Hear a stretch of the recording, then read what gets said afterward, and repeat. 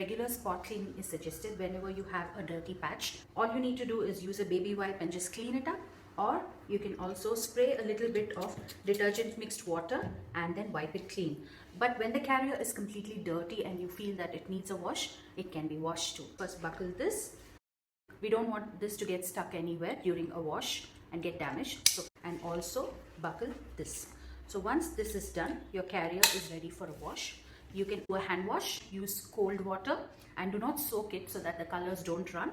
Just dip in detergent, rub the fabric over itself like this, and dip it in water and rinse it and put it out to dry in shade.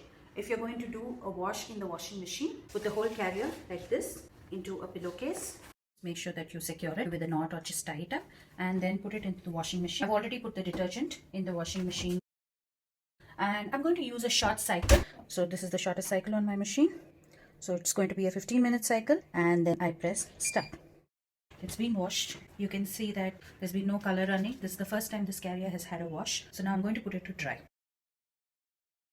And now we will open this out and just put it to dry in shade.